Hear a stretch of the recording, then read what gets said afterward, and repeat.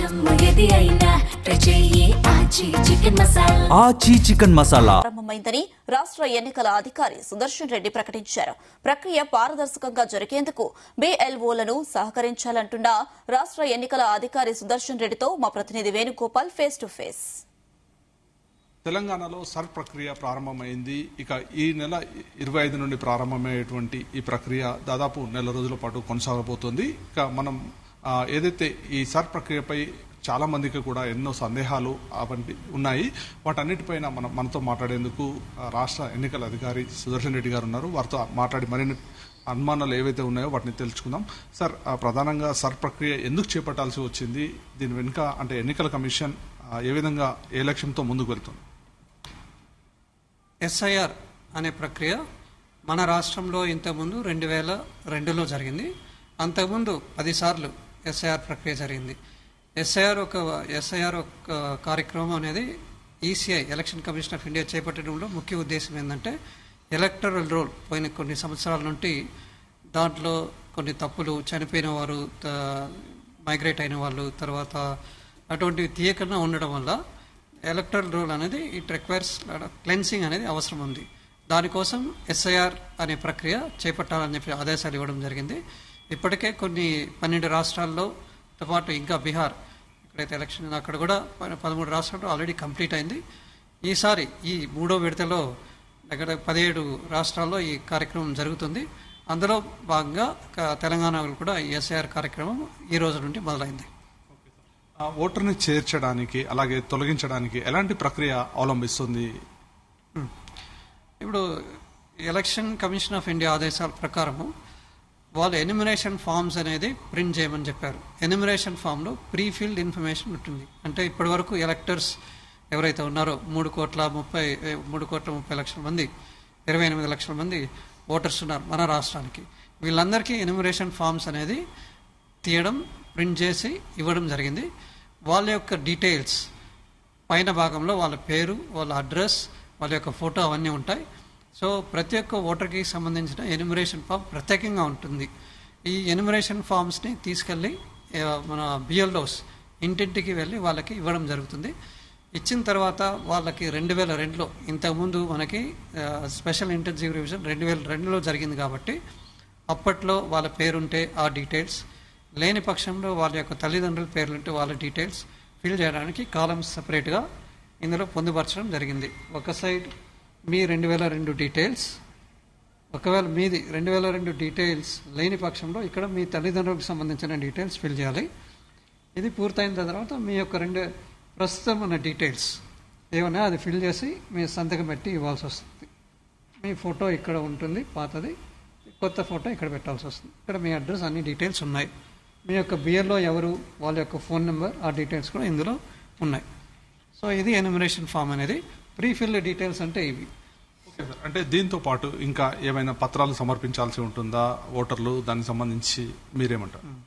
Enumeration phase ఈ నెల 25 నుంచి వచ్చే నెల జూలై 24 వరకు ఉంటుంది. ఎన్యూమరేషన్ ఫేజ్లో ఆ పీరియడ్లో ఎటువంటి పత్రాలు ఎన్యూమరేషన్ ఫామ్తో ఇవ్వాల్సిన అవసరం లేదు. తర్వాత నోటీస్ పీరియడ్ అనేది ఉంటుంది. నోటీస్ పీరియడ్ జూలై 31 నుంచి సెప్టెంబర్ వరకు నోటీస్ పీరియడ్. తర్వాత దానికి రిప్లైస్ ఇవ్వడం అవన్నీ కూడా సెప్టెంబర్ ఎండ్ వరకు ఉంటాయి. ఈ నోటీస్ పీరియడ్లో ఎవరికైతే నోటీస్ వచ్చి పత్రాలు సమర్పించాలని చెప్పి కోరడం జరుగుతుందో వాళ్ళు ఆ పత్రాలు సమర్పించుకోవాల్సి వస్తుంది. మెయిన్లీ ఆ డాక్యుమెంట్స్ 11 డాక్యుమెంట్స్ ఏదైతే ఈసీఐ గుర్తించిందో ఆ డాక్యుమెంట్స్, అవి లేని పక్షంలో స్టేట్ గవర్నమెంట్ వాళ్ళు ఇచ్చిన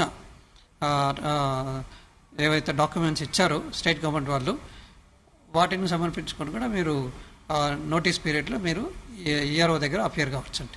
ముఖ్యంగా ఏదైతే ఓటర్ని ఒకవేళ తొలగించాల్సిన పక్షంలో వారికి ఏ విధంగా తెలియజేస్తారు? దానికి సంబంధించి ఎలాంటి ప్రక్రియ ఉంటుంది?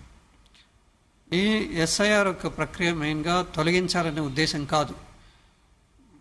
SIR ప్రక్రియ మన దగ్గర ఉన్న ఎలక్టరల్ రోల్ని ప్రక్షాళన చేయడం, శుద్ధి చేయడం మాత్రమే దీని యొక్క ఉద్దేశం. ఎవరైతే చనిపోయిన వారు, తర్వాత మైగ్రేట్ అయిన వారు, అటువంటి వాళ్ళని తీసేయడమే కానీ జనైన్ ఓటర్ని తీసేయాలన్న ఉద్దేశం ఇది కాదు. ఒకవేళ మీ ఓటు ఎందుకు మీకు నోటీస్ ఇస్తే అందులో కొంత పేరు అనుమానాలు లేకపోతే కొన్ని ఒక 10-15 డిస్క్రిపెన్సీస్ అనేవి ఉన్నాయి. వాటిలో ఆ డిస్క్రిపెన్సీస్ ఏవైతే గుర్తించారో వాటికి సంబంధించిన మీద ఏదైనా ఉంటే అప్పుడు మీకు నోటీస్ వస్తుంది. దానికి సంబంధించిన డాక్యుమెంట్స్ మీరు ఇస్తే వాళ్ళు ఈఆర్ఓ లెవెల్లో అది డెసిషన్ తీసుకుంటారు. ఈఆర్ఓ కూడా ఖచ్చితంగా క్వాసి జ్యుడిషియల్ అథారిటీ కాబట్టి పూర్తిగా వివరంగా చూసి ఎటువంటి సందేహాలు లేని పక్షంలోనే తొలగించడం జరుగుతుంది. తొలగించాలంటే కూడా అతను స్పీకింగ్ ఆర్డర్ అనేది ఎందుకు ఏ కారణాలనే స్పీకింగ్ ఆర్డర్ ఇవ్వాల్సి వస్తుంది. కాబట్టి ఒక ఓటర్ని జెన్యూన్ ఓటర్ని ఎలక్టర్లో నుండి తీసేయాలనేది చాలా కష్టమైన పని. ఎందుకంటే ఇది it is a క్వాసి judicial function. అది ఈఆర్ఓ ఫాలో అవుతారు కూడా. రాజకీయ పార్టీలు ఆందోళన వ్యక్తం చేస్తున్నాయి. వారి ఆందోళన ఎన్నికల సంఘం ఏ విధంగా పరిగణలో తీసుకుంటుంది? వారు ఏవైతే క్వశ్చన్స్ రేజ్ చేస్తున్నారో వాటికి ఏ విధంగా మీరు సమాధానం ఇవ్వబోతున్నారు? ఇప్పుడు ఎలక్టరల్ రోల్ ఇంతకుముందు చెప్పినట్టు ప్రీ ఫిల్డ్ ఇన్ఫర్మేషన్తో వస్తుంది. మన రాష్ట్రంలో ఉన్న 3,28,00,000 మంది